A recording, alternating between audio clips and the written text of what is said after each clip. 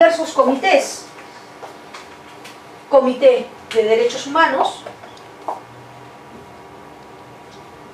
Comité de la CEDAW, que seguramente lo he escuchado en el tema de derechos de las mujeres, Comité de Niños, Niñas y Adolescentes, contra la discriminación racial, derechos de los migrantes, el Comité de Derechos Económicos, Sociales y Culturales, comités.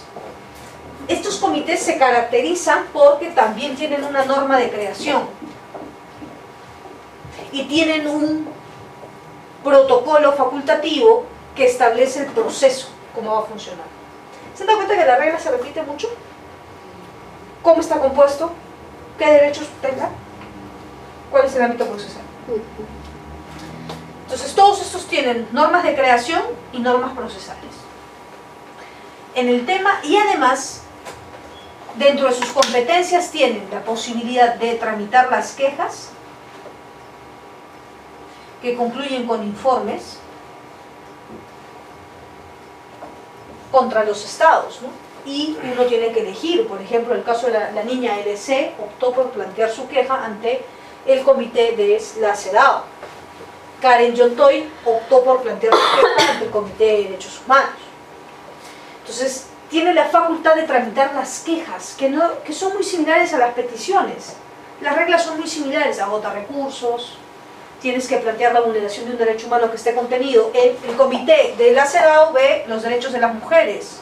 Entonces, el tratado que tienes que invocar, ¿cuál es? La Convención de las Naciones Unidas, ¿no?, sobre los derechos de las mujeres, contra la discriminación contra las mujeres. Si planteas el de derechos humanos, entonces será ante el Comité de Derechos Humanos, y el tratado será el Pacto Internacional de Derechos Civiles y Políticos. Y para todos aplica la regla de oro de agotar recursos internos, el plazo procesal para presentarlo, respecto de un derecho que está regulado en el tratado.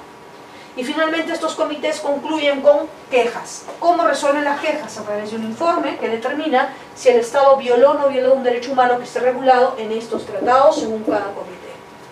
Y le plantea recomendaciones a los estados. En el caso del Estado, por ejemplo, peruano, en el caso Karen Yontoy, le recomienda, por ejemplo, implementar el aborto terapéutico. Y en el caso del EC contra Perú, ¿qué plantea? La despenalización del aborto en casos de violencia sexual.